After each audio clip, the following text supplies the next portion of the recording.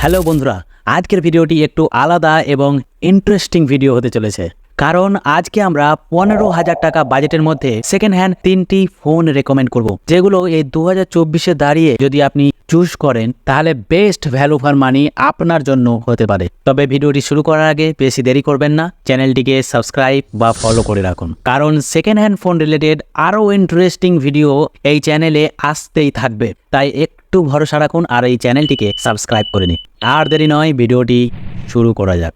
আমরা 15,000 টাকার মধ্যে যে 3টি ফোন চুজ করেছি সেই ফোনগুলির মধ্যে প্রথম ফোনটি হলো ভিভো Y200 5G। এই স্মার্টফোনটি আপনি সেকেন্ড হ্যান্ড মার্কেটে কিনতে গেলে 14 থেকে 15,000 টাকা বাজেটের মধ্যে খুব সহজেই আন্ডার ওয়ারেন্টি ফোন পেয়ে যাবেন। এবার বলি 15,000 টাকা বাজেটের মধ্যে আমি এই ফোনটি কেন চুজ করলাম। প্রথমেই দেখুন এই ফোনটির ডিজাইন। এই ফোনটিতে ভিভো অসাধারণ একটি ডিজাইন দিয়েছে, টোটালি আইফোনের মতো বক্সি ডিজাইন আপনি এই ফোনটিতে দেখতে পাবেন। আর তার সাথে ভিভোর স্পেশাল কালার চেঞ্জিং ব্যাক প্যানেলও আপনি এই ফোনটিতে দেখতে পাবেন। ফোনটিতে ultra vision super AMOLED display use করা হয়েছে, যেটি 120 হার্জ রিফ্রেশ রেটের সাথে রান করে। আর হ্যাঁ, অবশ্যই ফোনটিতে ডিসপ্লে ফিঙ্গারও দেওয়া হয়েছে।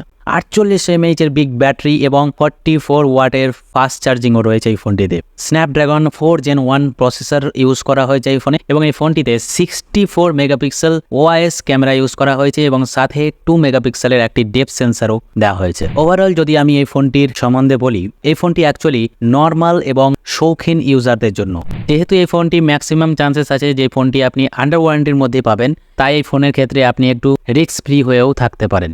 এবার 2 নম্বরে যে ফোনটি আমি চুজ করেছি, এই ফোনটি 12,000 থেকে 13,000 টাকা বাজেটের মধ্যে সেকেন্ড হ্যান্ড মার্কেটে খুব সহজে আপনি পেয়ে যাবেন। ফোনটির নাম হলো স্যামসাংয়ের A53 5G।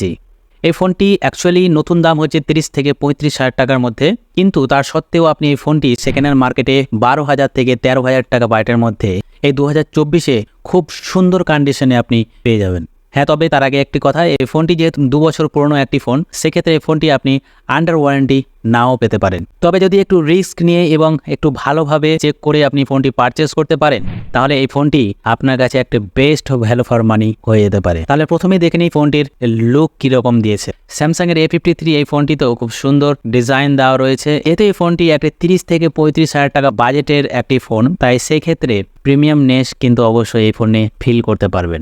এই ফোনটির ডিজাইনের সাথে সাথে এই ফোনটির ডিসপ্লের ব্যাপারে না বললেই নয়।